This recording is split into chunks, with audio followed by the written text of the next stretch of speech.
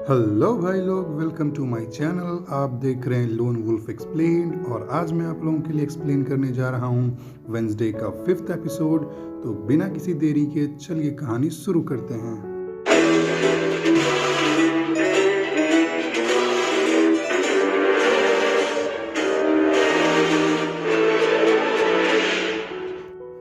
इस एपिसोड की शुरुआत में हम देखते हैं कि वेंसडे के हाथों में उसके पिता गोमेज के केस की फाइल होती है और वह अपने पिता के हाथों हुए मर्डर के बारे में सोच रही होती है। हमें वही रात दिखाई जाती है जब यह खून हुआ था।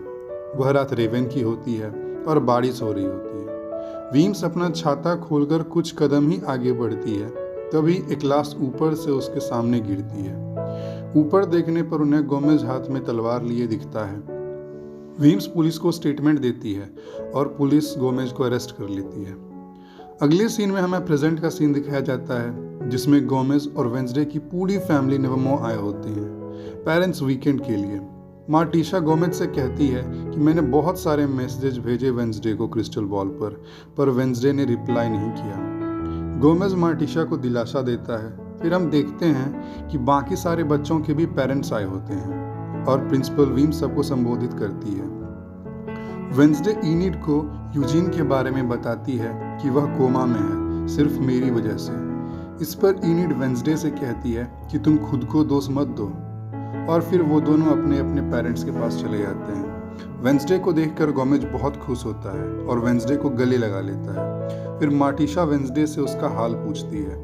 इस पर वेंसडे कहती है कि मुझे तो लगा था कि थिंग आपको मेरी हर पल की खबर देता होगा। मैंने आपकी यह घटिया चाल तुरंत ही पकड़ ली थी। गोमेज वेंसडे से थिंग के बारे में पूछता है। इस पर वेंसडे गोमेज से कहती है कि उसकी सारी उंगलियां सही सलामत हैं। फिर मार्टिशा वेंसडे से पूछती है कि मुझे शुरू से सब कुछ बताओ। वेंसडे कहती है कि आपने जब से मुझे यहाँ छोड़ा है तब से मेरे दिमाग, मेरी आत्मा और मेरी जान पर घातक हमले हुए हैं। यह सुनकर वेंसडे की पूरी फैमिली खुश हो जाती है। इधर इनिड अपने पेरेंट्स के पास जाती है। उसकी माँ उस पर सवालों की बौछार कर देती है। और फिर हम जेवियर और बयांका को देखते हैं। जेवियर बयांका से माफ़ी मांगता है सायरन सॉन्ग वाली बात के लिए। फिर बयांका जेवियर से उसके पेरेंट्स के बारे में पूछती है। इस पर जेवियर उसे बताता है कि सुबह डैड का टेक्स्ट मिला था, वो नहीं आएंगे। फिर जेवियर बयांका से उसके पेरेंट्स के बारे में पूछता है। बयांका जेवियर को बताती है कि जब से मैं नेवमो आई हूँ तब से मेरे पेरेंट्स मुझसे मिलने नहीं आए हैं। पर तभी वहाँ बयांका की माँ आ जाती है और उन्हें देखकर जेवियर बयांका से कहता है कि शायद तुमने उनके बारे में गलत सोचा। अगले सीन में हम मार्टिशा, गोमेज और वेंसडे को प्रिंसिपल वीम्स की ऑफिस में देखते हैं। मार्टिशा वीम्स के साथ बिताए अपने पुराने दिनों को याद करती है और पुरानी ईयरबुक को अपने पास रखने की वीम्स से इजाज़त मांगती है। फिर प्रिंसिपल वीम्स वेंसडे के बारे में बताती हैं कि अब तक का सफ़र वेंसडे का अच्छा नहीं रहा है। इस पर वेंसडे वीम्स से कहती हैं कि वह इसलिए क्योंकि मैं स्कूल में मौजूद झूठ और छलावे के रिवाज को नहीं मानती हूँ, जैसे कि वो राक्षस जिसने रोवन की जान ली और यूजीन को आईसीयू में भर्ती करवाया। फिर प्रिंसिपल वीम्स बताती हैं कि वेंसडे के थेरेपिस्ट का कहना है कि वेंसडे अब तक उनसे पूरी तरह से नहीं खुल पाई है, इसलिए हमें वो रिजल्ट नहीं मिला है जैसा हम चाहते थे। फिर वेंसडे वीम्स से कहती है कि मैं लैब रैट नहीं हूँ। वीम्स गोमेज और मार्टिशा से कहती है कि इस वीकेंड आपको डॉक्टर किनबॉट के पास फैमिली सेशन करने के लिए जाना होगा। मार्टिशा और वेंसडे इस बात पर राजी नहीं होते हैं, पर गोमेज वीम्स की बात मान जाता है और आगे हम वेंसडे की फैमिली को फैमिली सेशन के लिए जेरिको शहर जाते हुए देखते हैं। वहीं कॉफ़ी शॉप में शेरिफ भी होते हैं और वो किसी से फ़ोन पर मॉन्स्टर के बारे में बात कर रहे होते हैं। तभी उनकी नज़र गोमेज पर जाती है और वह गाली देते हैं, पर टाइलर उनकी बात सुन लेता है और शेरिफ से पूछता है कि क्या बात है। इस पर शेरिफ कहते हैं कि एक मॉन्स्टर मेरे सामने खुला घूम रहा है और मैं कुछ भी नहीं कर सकता। फिर टाइलर शेरिफ को कहता है कि कम से कम वो वेंसडे की परवाह तो करते हैं। इस पर दोनों में थोड़ी बहस होती है और शेरिफ वहाँ से जाने लगते हैं। तभी उन्हें कॉल आता है कि डीएनए टेस्ट की रिपोर्ट आ गई है। फिर शेरिफ थोड़ा परेशान हो जाते हैं। टाइलर इसका कारण पूछता है। इस पर शेरिफ टाइलर को बताते हैं कि रैगी, जो यहाँ का लोकल कोरोनर था, उसने अपना भेजा उड़ा लिया है। फिर हम वेंसडे की फैमिली को सेशन में डॉक्टर किनबॉट के सामने बैठा देखते हैं। किनबॉट सबसे पूछती है कि आपको वेंसडे के बिना कैसा लगता है। इस पर पहले तो मोर्टिशा और गोमेज कुछ भी नहीं कहते हैं, पर पग्सली कहता है कि मेरे लिए यह काफ़ी मुश्किल था, वेंसडे का जाना। फिर मोर्टिशा और गोमेज भी कहते हैं कि हाँ, हम लोगों के लिए भी काफ़ी मुश्किल था। और फिर वेंसडे गोमेज के केस पर फाइल लेकर खड़ी हो जाती है और मोर्टिशा और गोमेज से सवाल करने लगती है। इस पर मोर्टिशा गुस्सा होकर वहाँ से चली जाती है और उसके पीछे ही सभी लोग सेशन से बाहर चले जाते हैं। डॉक्टर किनबॉट के ऑफिस के बाहर मोर्टिशा वेंसडे को पूछती है कि तुम्हें हो क्या गया है, तुम अपने पिता के साथ ऐसा कैसे कर सकती हो। इस पर वेंसडे मोर्टिशा से कहती है कि क्यों ना करूं, आपके जिद पर मैं इस स्कूल में आई और फिर आपने ये कैसे समझ लिया कि मुझसे यह राज छिपा रहेगा। मोर्टिशा वेंसडे को कहती है कि उनकी कोई गलती नहीं थी। इस पर वेंसडे कहती है इसका फैसला मैं करूंगी और यह कहकर वेंसडे वहां से चली जाती है। फिर हमें कॉफ़ी शॉप में बियांका और उसकी माँ को दिखाया जाता है। बियांका अपनी माँ से पूछती है कि आप यहाँ क्या कर रही हैं। यहाँ बियांका की माँ उसे ब्रैंडी जेन कहकर बुलाती है, पर बियांका को यह बात पसंद नहीं आती और वह कहती है कि मेरा नाम बियांका है, नया नाम नई जिंदगी। यहाँ हमें पता चलता है कि बियांका की माँ अमीर लोगों को अपने मॉर्निंग सॉन्ग से अपने वश में कर उनके पैसे लूटती है और वह यहाँ बियांका से मिलने नहीं बल्कि उससे भी मॉर्निंग सॉन्ग कम्युनिटी में ज्वाइन करवाने के लिए यहाँ से ले जाने आई है, क्योंकि बियांका की माँ की सायरन सॉन्ग की ताकत कमज़ोर हो गई थी और अब वो बियांका की मदद से अपना काम निकलवाना चाहती है, पर बियांका मना कर देती है। इस पर वह बियांका को ब्लैकमेल करती है और सबको उसकी असलियत बता देने की बात कहती है और बियांका से कहती है कि इस सप्ताह के अंत तक सबको बाय बोल दो। फिर हम वेंसडे को देखते हैं जो यूजीन से मिलने आई होती है और बेहोश यूजीन से कुछ बातें करती है। हम देखते हैं कि वेंसडे ने थिंग को यूजीन की देखभाल के लिए हॉस्पिटल में ही छोड़ दिया था। वेंसडे यूजीन से बात कर ही रही होती है, तभी वहाँ यूजीन की दोनों माएँ आ जाती हैं और वेंसडे को बताती हैं कि यूजीन काफ़ी खुश था क्योंकि वेंसडे के हमर जॉइंस करने से उससे एक अच्छा दोस्त मिल गया था। और फिर वेंसडे कुछ और बात करके वहाँ से चली जाती है। फिर हमें वही लैब दिखाया जाता है जहाँ डॉक्टर ने खुद को गोली मार ली थी। शेरिफ और बाकी टीम के लोग वहीं इन्वेस्टिगेशन कर रहे होते हैं। इन्वेस्टिगेशन के दौरान शेरिफ को सीसीटीवी पर ब्लैक बबलगम चिपका हुआ मिलता है और वह समझ जाते हैं। उनकी कलीग उन्हें सुसाइड नोट देती है जिसमें डॉक्टर ने लिखा था कि मैंने गैरेट गेट्स के मर्डर में फेक रिपोर्ट तैयार की थी। और जैसे ही शेरिफ को यह बात पता चलती है वो खुश हो जाता है क्योंकि उन्हें 30 साल बाद उस केस पर कोई ठोस सबूत मिला था जिस केस के अपराधी को वह सजा दिलवाना चाहते थे और वह अपराधी कोई और नहीं गोमेज होता है। अगले सीन में हम देखते हैं कि वेंसडे जोसेफ क्रेगस्टोन की मूर्ति को देख रही होती है। तभी वेंसडे अपनी माँ को एक कब्रिस्तान में जाते देखती है और वह उनका पीछा करने लगती है। वेंसडे देखती है कि उसकी माँ ने एक कब्र पर फूल तोड़कर कांटे चढ़ाए और फूल को वहीं फेंककर वहां से चली गई। वेंसडे देखती है कि यह कब्र किसी और की नहीं बल्कि गैरेट गेट्स की होती है। फिर हम स्कूल में सबको लंच करते हुए देखते हैं, पर वेंसडे नहीं खा रही होती है। मोर्टिशा उससे खाने के लिए कहती है, पर वेंसडे यह कहकर वहां से चली जाती है कि जिस तरह से आपका सच से वास्ता नहीं रहा उसी तरह मेरा भूख से वास्ता नहीं रहा। गोमेज मोर्टिशा से कहता है कि वेंसडे को सब कुछ सच सच बता देते हैं, पर मोर्टिशा मना करती है और कहती है कि वेंसडे उनका भरोसा नहीं करेगी। फिर हमें इनिड की फैमिली दिखाई जाती है। इनिड की माँ इनिड से पूछती है कि तुम अब तक वेयरवुल्फ बनी या नहीं। इस पर इनिड ना में जवाब देती है और इनिड की माँ कहती है कि तुमसे हमेशा बुरी खबर ही सुनने के लिए मिलती है। तभी वहाँ शेरिफ आ जाते हैं और गोमेज को सबके सामने ही अरेस्ट कर लेते हैं और वहाँ से लेकर चले जाते हैं। मोर्टिशा को यह बात बहुत छूती है और उसकी आंखों में आंसू आ जाते हैं।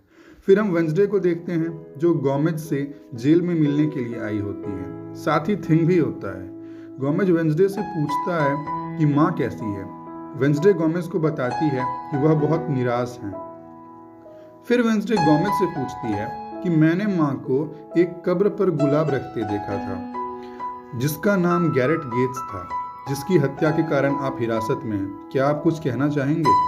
गोमेज वेंसडे को बताता है कि गैरेट तुम्हारी माँ को चाहता था और वह एक तरफा प्यार में तुम्हारी माँ का पीछा करने लगा था। वेंसडे पूछती है कि आप पुलिस के पास क्यों नहीं गए थे। गोमेज वेंसडे को बताता है कि हम गए थे, पर गैरेट जेरिको के सबसे पुराने और अमीर खानदान से था, हमारी कौन सुनता। और गैरेट के पिता को आउटकास्ट से नफरत थी। वह यह बात बर्दाश्त नहीं कर पाए कि तुम्हारी माँ ने उनके इकलौते बेटे को मना कर दिया। रेवन डांस की रात यह मामला बहुत आगे बढ़ गया। वह स्कूल के अंदर आ गया था। वह तुम्हारी माँ के एक तरफे प्यार में पागल हो गया था और मुझे मारना चाहता था। फिर हमें उस रात के सीन को दिखाया जाता है। गैरेट गोमेज का तलवार लेकर पीछा कर रहा होता है। मार्टिशा गैरेट को बहुत मना करती है, पर वह नहीं मानता है और गोमेज पर हमला करने लगता है और वह बार बार हमला करता ही जाता है, पर तभी गोमेज उस पर वार कर उसकी तलवार गिरा देता है। फिर दोनों में हाथापाई शुरू हो जाती है और गैरेट गोमेज पर भारी पड़ने लगता है, पर तभी गोमेज को सामने तलवार दिखती है और वह तलवार उठाकर गैरेट के पेट में उतार देता है और गैरेट नीचे वीम्स के सामने गिरता है। वीम्स गोमेज को तलवार के साथ देख लेती है, पर गोमेज वेंसडे से कहता है कि वह एक भयानक दुर्घटना थी। फिर वेंसडे गोमेज को सच बताने के लिए धन्यवाद कहती है। गोमेज इमोशनल होकर कहता है कि माफ करना वेंसडे, मैं अच्छा पिता नहीं बन सका। पर वेंसडे कहती है कि क्या आप भावनाओं का यह खुला प्रदर्शन बंद करेंगे।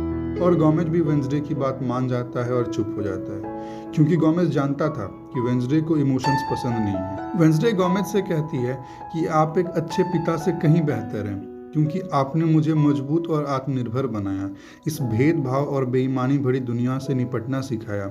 आपकी वजह से मैं समझ पाई हूँ कि खुद की कीमत जानना कितना जरूरी होता है। गोमेज यह सुनकर वेंसडे से थैंक यू कहता है। फिर वेंसडे शेरिफ के पास जाती है और उनसे कहती है कि गैरेट गेट्स को मेरे पिता ने नहीं मारा था।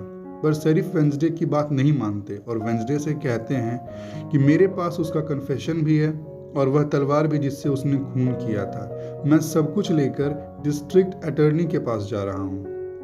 वेंसडे शेरिफ से कहती है कि यह सब आपको कुछ ज्यादा ही सीधा नहीं लग रहा।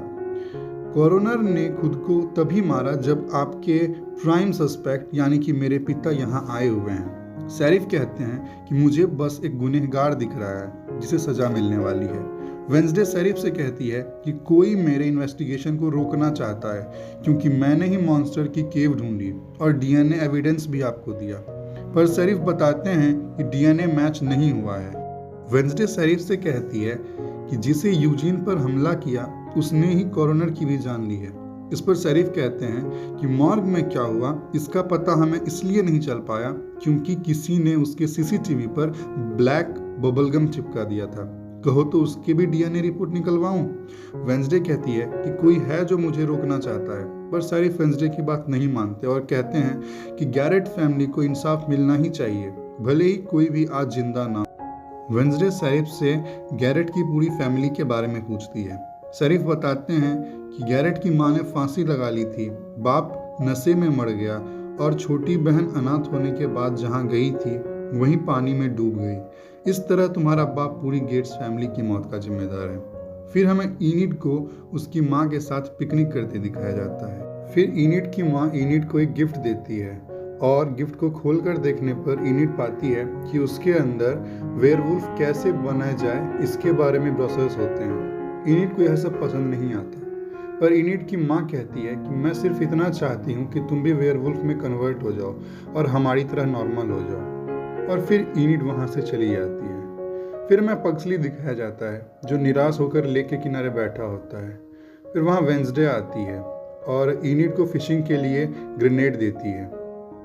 पग्सली वेंसडे से पूछता है कि अब डैड के साथ क्या होगा। वेंसडे बताती है कि वह जेल चले जाएंगे, पर मदर से दूर रहने के कारण वह पागल हो जाएंगे। पर वेंसडे पगली से प्रॉमिस करती है कि फादर को कुछ भी नहीं होगा। और फिर वेंसडे पग्सली से पूछती है कि मदर कहाँ है। पग्सली बताता है कि वह ऐसी जगह पर हैं जहाँ पर उन्हें कोई ढूंढ ना पाए।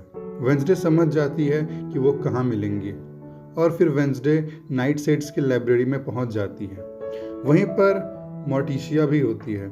मोर्टिशिया वेंसडे से पूछती है कि तुम भी नाइटशेड्स की एक मेंबर हो, पर वेंसडे उन्हें बताती है कि मैंने मना कर दिया। माटिशिया वेंसडे से पूछती है, क्यों? क्योंकि मैं उसकी मेंबर थी। इस पर वेंसडे कहती है कि मैं आपके लेगेसी को कभी भी मैच नहीं कर सकती, तो क्या फ़ायदा मेंबर बन के। मैंने पोकअप जीता, आप 4 बार चैंपियन रह चुकी हैं। मैंने फेंसिंग टीम में गई जिसकी आप कैप्टन थी। आपने मुझे ऐसी जगह पर क्यों भेजा जहां मैं सिर्फ आपकी परछाई बनकर रह जाऊं? माटिशिया कहती है कि यह कोई कंपटीशन नहीं है वेंसडे। वेंसडे कहती है कि नहीं मदर, यह सब कुछ एक कंपटीशन ही है। पर इसलिए मैंने मना नहीं किया, बल्कि इसलिए मना किया क्योंकि अभी वो एक बचकाना सोशल क्लब है। माटिशिया बताती है कि उनके टाइम पर यह क्लब आउटकास्ट्स को भेदभाव और नुकसान से बचाता था। इस ग्रुप की नींव तुम्हारी पिता की पूर्वज ने रखा था, जो मैक्सिको से थी, अमेरिका की शुरुआती सेटलर्स में से एक, जिनका नाम गुडी एडम्स था। उन्होंने ही जोसेफ क्रैकस्टोन को मारा था और नाइटशेड्स के जरिए ही वह जोसेफ के हर सवाल का जवाब देती थी। फिर माटिशिया वेंसडे से कहती है कि तुम जो भी पूछना चाहती हो मुझसे पूछ सकती हो। इस पर वेंसडे उनसे पूछती है कि डैड ने गैरेट को नहीं मारा था ना? माटिशिया बताती है कि नहीं। फिर हमें वह रात दिखाई जाती है जब गैरेट गेट्स की मर्डर हुई थी। गैरेट गोमेज को मारने पर उतारू था। माटिशिया बार बार कह रही थी कि बस करो गैरेट, रुक जाओ, पर गैरेट नहीं मानता है। उसके मुंह से झाग निकल रहा था, आंखों में जानवर जैसा जुनून था, और जैसे ही वह फिर से गोमेज को मारने के लिए आगे बढ़ता है, माटिशिया के हाथों में रखी तलवार उसके पेट में घुस जाती है और वह नीचे वीम्स के सामने जा गिरता है।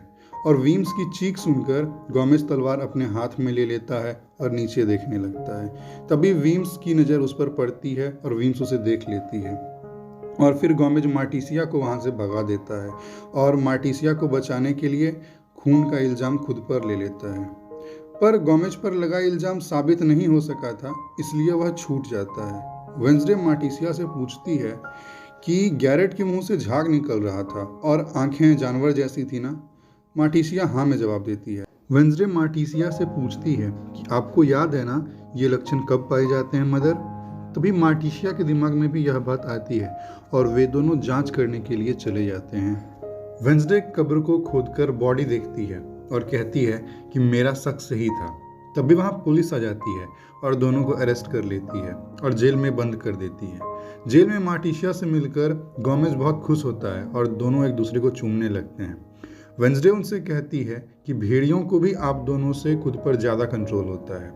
आप दोनों एक दूसरे के बिना नहीं रह पाएंगे और ना ही मैं रहने दूंगी। और फिर वेंसडे गैरेट गेट्स की उंगली अपनी माँ को देती है और बताती है कि गैरेट नाइटशेड्स के जहर से मरा था।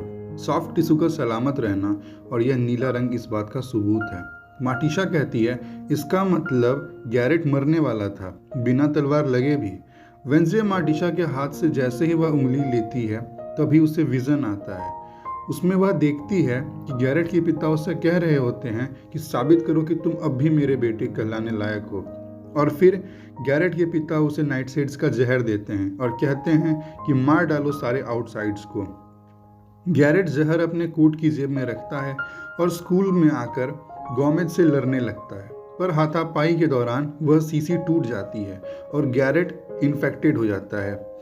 विजन से बाहर आने पर माटिशिया वेंसडे से पूछती है कि क्या देखा तुमने विजन में? वेंसडे उन्हें बताती है कि जिस रात गैरेट मरा था उस रात उसकी जेब में नाइटशेड्स के जहर की शीशी थी जो टूट गई। उस शीशी से वह सिर्फ डैड का नहीं बल्कि पूरे स्कूल का खून करना चाहता था।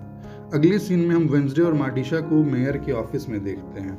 वेंसडे मेयर से कहती है कि गैरेट गेट्स तलवार से नहीं मरा था और मेयर के सामने गैरेट की उंगली रखती है।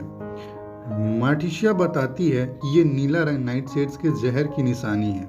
वेंसडे कहती है कि ये आपको पहले से पता था क्योंकि तब आप शरीफ थे और आपने ही केस के सच को दबाया था।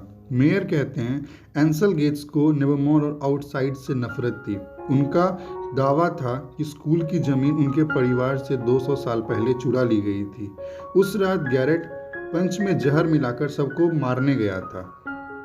एंसल ने नशे की हालत में सब कुछ मुझे बता दिया था। ये उसी का आइडिया था। वेंसडे पूछती है कि आपने डॉक्टर अनवर के नकली ऑटोप्सी रिपोर्ट क्यों बनवाई थी जबकि आप सच जानते थे। मेयर कहते हैं मेरा काम था शांति बनाए रखना, अगर मुकदमा चलता तो जेरिको और नेवरमोर दोनों की इज्जत मिट्टी में मिल जाती। माटिशिया कहती है कि आपको सिर्फ अपनी इज्जत की चिंता थी। गैरेट मुझसे कहता था कि उसके पिता शेरिफ को अपनी जेब में रखते हैं और 1 साल बाद आप मेयर बन गए। जाहिर है एंसल गेट्स ने आपकी मदद की होगी। मेयर पूछते हैं कि तुम्हें क्या चाहिए। इस पर माटिशा कहती है कि सारे इल्जाम खारिज किए जाएं और गोमेज को रिहा किया जाए। शेरिफ उनसे माफ़ी भी मांगे। मेयर सारी शर्तों को मान लेते हैं। ऑफिस से बाहर आने पर वेंसडे माटिशा की तारीफ करती है। माटिशा वेंसडे से पूछती है कि तुम्हें विजन कब से आ रहे हैं। वेंसडे कहती है कि कुछ महीने पहलों से। वेंसडे माटिशा को बताती है कि किसी को छूने पर कभी भी उसे विजन आ जाते हैं और वह कंट्रोल नहीं कर पाती है। माटिशा वेंसडे को बताती है कि हमारी साइकिक एबिलिटी हमारे मूल स्वभाव पर निर्भर करती है। मेरी प्रवृत्ति की तरह मेरे विजन्स पॉजिटिव होते हैं, इसलिए मैं एक डव हूँ। और वेंसडे उनसे अपने बारे में पूछती है। माटिशा उसे बताती है कि तुम एक रेवन हो और तुम्हारे विजन्स मुझसे ज़्यादा पावरफुल होते हैं, पर बिना ट्रेनिंग के वो तुम्हें पागल बना सकते हैं। और इसकी ट्रेनिंग जिंदा लोगों से नहीं मिलती, परलोक से हमारा पूर्वज सही समय पर हमसे संपर्क करता है। वेंसडे गुडी का नाम लेती है और कहती है कि मैंने उन्हें देखा है। माटिशा वेंसडे को सावधान रहने के लिए कहती है और कहती है कि गुडी बहुत पावरफुल विच थी अपने समय की, पर बदले की आग से वह खुद को भी नहीं बचा पाई थी। और फिर गोमेज जेल से छूट जाते हैं। शेरिफ उनसे माफ़ी मांगते हैं और वेंसडे और टाइलर के रिलेशन के बारे में उनको बताते हैं। और फिर शेरिफ हाथ मिलाकर वहाँ से चले जाते हैं और फिर वेंसडे की पूरी फैमिली का रीयूनियन होता है। आगे हम स्कूल में इनिड की फैमिली को देखते हैं। इनिड की माँ इनिड को कैंप हाउल भेजना चाहती है, पर इनिड मना कर देती है और कहती है कि जब मुझे वेयरवुल्फ बनना होगा मैं बन जाऊंगी।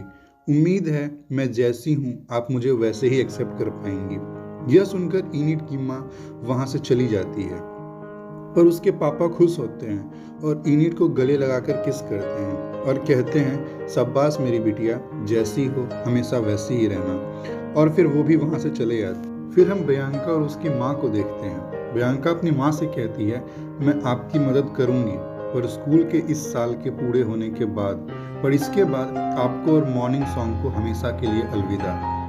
वेंसडे की फैमिली भी जा रही होती है। सबसे पहले पग्सली वेंसडे को हक करता है, फिर गोमेज वेंसडे से मिलता है और वेंसडे को थैंक्स कहता है और किस करता है। फिर माटिशा वेंसडे को ईयरबुक रिटर्न करती है और कहती है कि मुझे अजनबी बिल्कुल मत समझना, जब भी किसी चीज़ की ज़रूरत हो तब मुझे क्रिस्टल बॉल पर याद कर लेना। वेंसडे उन्हें थैंक यू कहती है और फिर माटिशा वहाँ से चली जाती है। वेंसडे ईयरबुक देखती है और सीधे वीम्स के पास जाती है और कहती है मुझे पता था, मैंने सचमुच उस रात रोवन का खून होते हुए देखा था। वीम्स कहती हैं क्या मतलब है तुम्हारा। वेंसडे कहती है कि अगले दिन जो रोवन आया था वो आप ही थी, क्योंकि आपने मदर के साथ शो में जूडी गार्लैंड की सिर्फ नकल नहीं की थी, बल्कि आप जूडी ही बन गई थी। और वेंसडे वीम्स को ईयरबुक दिखाती है और कहती है कि आप एक बहरूपियां हैं, पर वीम्स नहीं मानती। इस पर वेंसडे शेरिफ गैल्पिन को यह बात बताने की बात कहती है। वीम्स वेंसडे से कहती है कि तुम ये बात किसी को नहीं बताओगी, और बताओगी तो भी कोई फर्क नहीं पड़ेगा, क्योंकि रोवन के पिता को सब पता है और वह पूरी तरह सहमत हैं कि मैंने यह बात पुलिस से छिपाई, क्योंकि रोवन अपना आपा खो बैठा था। टेलीकाइनेटिक पावर की वजह से पागल हो चुके रोहन ने तुम्हें 2 बार मारने की कोशिश की। उसके मौत हो जाने के कारण हमें स्कूल या रोवन की इज्जत गंवाए बिना इस बात को संभालने का मौका मिल गया। वेंसडे वीम से कहती है कि मैंने जो भी किया इस स्कूल को बदनामी और स्टूडेंट्स को नुकसान से बचाने के लिए किया। इस पर वेंसडे गुस्सा हो जाती है और वीम से कहती है कि आप यह बात यूजीन से कहिए, उससे आप कैसे बचा रही हैं। तभी बाहर हंगामा होने लगता है। वेंसडे और प्रिंसिपल वीम्स बाहर बालकनी में जाती है और देखती है कि गार्डन में किसी ने आग लगा दी होती है और लिखा होता है फायर विल रेन। और वेंसडे का 5वां एपिसोड यहीं पर खत्म होता है। आशा करता हूँ कि आप लोगों को मेरी एक्सप्लेनेशन पसंद पसंद आ रही होगी। और अगर मेरी एक्सप्लेनेशन में आप लोगों को कोई कमी लगी हो तो प्लीज़ मुझे कमेंट करके ज़रूर बताना। और अगर आपको वीडियो थोड़ी भी अच्छी लगी हो तो प्लीज़ लाइक और मेरे चैनल को सब्सक्राइब ज़रूर कर देना। तो दैट बीइंग सेड हम लोग इस वीडियो को यहीं पे रैप अप करेंगे। तो मिलते हैं अगली वीडियो के साथ, तब तक के लिए good bye, sayonara, love you all.